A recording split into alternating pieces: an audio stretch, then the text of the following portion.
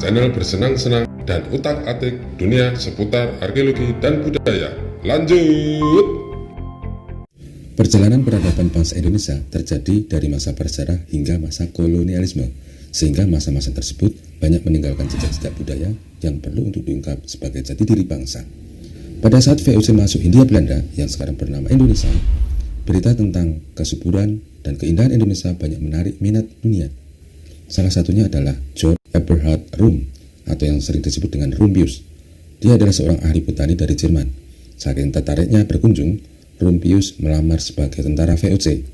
Dan pada saat tiba, pada tahun 1653, VOC merapat di Ambon. Dia ternyata juga tertarik pada benda-benda prasejarah yang ditemuinya, yang dijadikan sebagai koleksi pribadi maupun souvenir para pejabat. Rumpius ini hanya salah satu dari sekian banyak kolektor benda-benda prasejarah saat itu. Pada awalnya sifatnya masih individualistis, namun pada perkembangannya selanjutnya menjadi bersifat komunitas.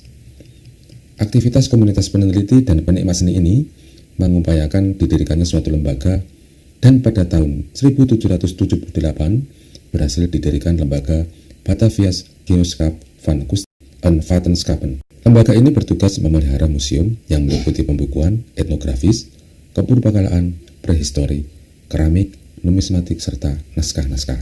Lembaga ini dianggap menjadi penting karena pengurusnya terdiri dari tokoh-tokoh penting di bidang pemerintahan, perbankan, dan perdagangan.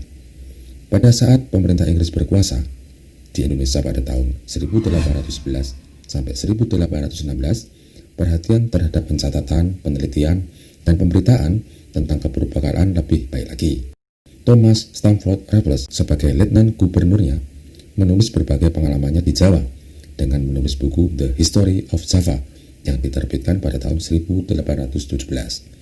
Setelah Belanda berkuasa kembali di Indonesia, maka bidang kepurbakalaan mengalami perkembangan yang lebih pesat dari sebelumnya, yaitu dengan melakukan terobosan-terobosan, dengan melakukan penelitian, observasi, pemeliharaan, pengamanan, pendokumentasian, inventarisasi, penggambaran, penggalian, maupun pembangunan bangunan-bangunan kuno.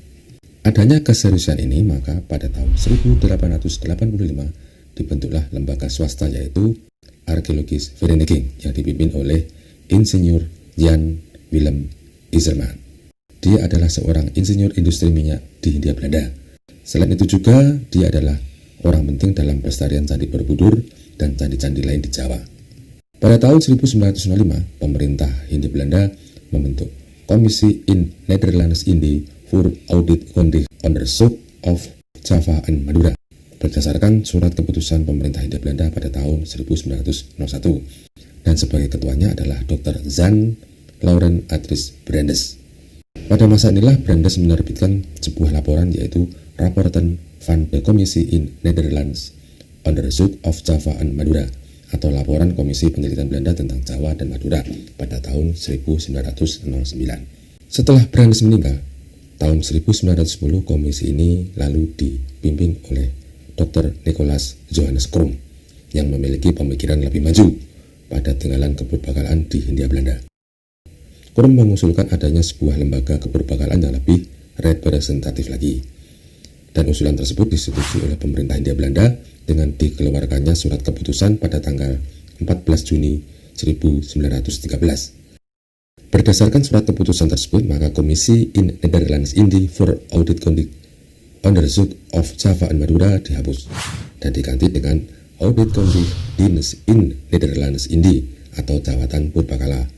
Teman-teman, tanggal dan bulan inilah yang kemudian diperingati sebagai Hari Purbakala. Semasa Jepang berkuasa pada tahun 1942 sampai 1945, Jawatan Purbakala ini sempat tidak berjalan. Dan setelah Jepang meninggalkan Indonesia, pemerintah Belanda berusaha menghidupkan kembali Auditkundig Dienst dan dipimpin oleh Insinyur van Remon. Pada tahun 1947, Auditkundig Dienst dipimpin oleh Profesor Dr. Bernard Kempers. Tahun 1951, beberapa jabatan purbakala dilebur menjadi Dinas Purbakala. Dan pada tahun 1953, Dinas Purbakala dan Peninggalan Nasional dipimpin oleh Sukmono, yang kemudian institusi ini berubah menjadi Lembaga Purbakala dan Peninggalan Nasional atau LPPN. Tahun 1975, terjadi perubahan struktur organisasi. LPPN dibagi menjadi dua, yaitu bersifat penelitian, ini dikelola oleh Pusat Penelitian Purbakala dan Peninggalan Nasional atau P4N. Sedangkan yang bersifat teknis pelestarian dikelola oleh Direktorat Sejarah dan Purbakala yang dipimpin oleh Dr. Andes UK Chandra Sasmita. Tahun 1978, berdasarkan surat keputusan Menteri Pendidikan dan Kebudayaan, tugas dan fungsi penelitian diubah menjadi Pusat Penelitian Arkeologi Nasional dengan OPT-nya Balai Arkeologi. Sedangkan bidang pelestarian yaitu Direktorat Pelestarian Cagar Budaya dan Permusiuman dengan OPT Suaka Peninggalan Sejarah dan Purbakala. Tahun 2002, berdasarkan surat keputusan Badan Pengembangan Kebudayaan dan Pariwisata, nama Suaka Peninggalan Sejarah dan Purbakala berubah menjadi Balai Pelestarian Peninggalan Purbakala. Barulah tahun 2012, nama Balai Pelestarian Peninggalan Purbakala berubah menjadi Balai Pelestarian Cagar Budaya ya sampai sekarang dengan mengikuti penamaan Direktorat Pelestarian Cagar Budaya dan Permusiman. Nah, begitu teman-teman semua secara panjang upaya pelestarian dan kelembagaannya, serta mengapa 14 Juni sebagai Hari Purbakala.